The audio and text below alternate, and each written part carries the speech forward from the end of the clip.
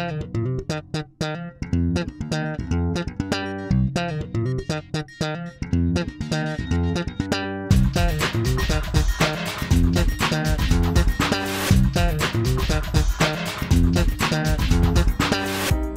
my name is Stephen Labiak, and welcome to Week 5. The last couple weeks we've been talking mostly about bankruptcy and what to do when you're involved with bankruptcy. However, we're going to spend the next couple weeks talking about how to avoid bankruptcy. First thing you want to look at when you're starting to worry about your finances is, well, look, I got to cut expenses. I know, sounds simple, but you start to look at things and says, I can't cut anything, I need all this stuff. I'm just going to go through a couple examples from my life and from clients I've talked to in the past on how they've learned to cut their expenses. Number one thing I tell everybody to look at your cell phone bill. Do you really need that iPhone?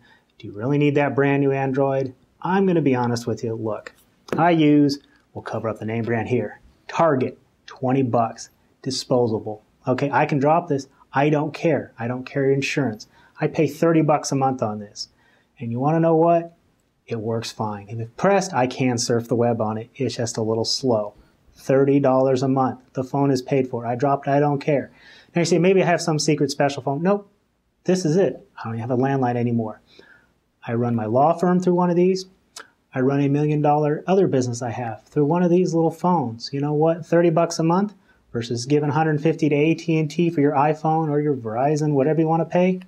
That's just a way to cut expenses. Number two, cable bill. Look, I'm not going to say I don't have cable. I do. Do you really need HBO, Stars, the sports package? Okay, we do need ESPN to watch football. I admit it. I watch football also. But look, cut it back as much as possible. Maybe you can save 50 bucks there. Number one thing I always tell people to look at is their automobile. I've bought one car in my life. It was a mistake. I admit it. I've made that same mistake everybody else did. I went out when I got my first job as an engineer. Before I was a lawyer, I bought a brand new truck. Biggest mistake ever made in my life. But I was locked into payments, and I even did a lease. You want to talk about a really bonehead move. So first I leased it, and then I bought it. But it comes down to I was stuck with basically a $300 payment 7 years of my life. Now what do I drive? I drive a 97 Toyota Avalon, and I love it. Why? It's got AC. I live in Fresno, just to let you know. It's 100 degrees right now. It's 100 degrees 6 months out of the year. And I love the AC. It's got heat, so in the winter when it's cold and foggy, I'm nice and toasty warm. 24, 25 miles of the gallon. I do drive a lot, a couple thousand miles a month, a little more than most, but that's fairly good gas mileage. What I pay for my car, $3,000. You want to know something? I don't look cool. I admit it. I'm driving down the street. It's, nondescript car, but I will tell you this.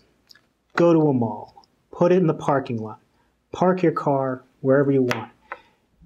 And you can be parked next to a Lamborghini, and you know what? You both got to the same mall. And nothing's different. Point of a car, it's best described by my uncle, I love him to death, get you to A to B with AC and heat. Everything else is just for show. So what would you rather have? A pile of debts and maybe a nice looking car? Or, you know what? Pay the car off. Not have that car payment. Have an extra couple $100 in your pocket.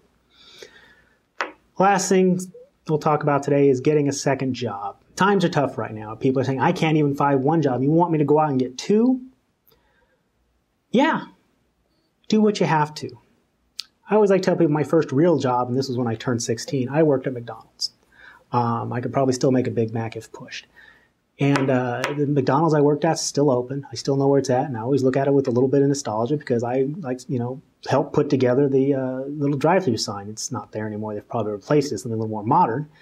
But I always, McDonald's greatest job on the planet? No, but you know what? It helped pay the bills when I was 16.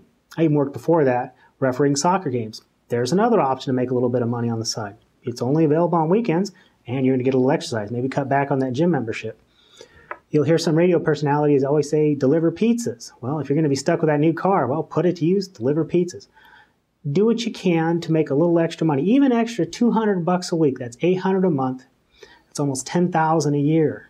Now, I'm sure if you could work a little bit harder, let's call it your regular job to make $10,000 a year, you would do it. So this is maybe spending a little bit extra hours at night.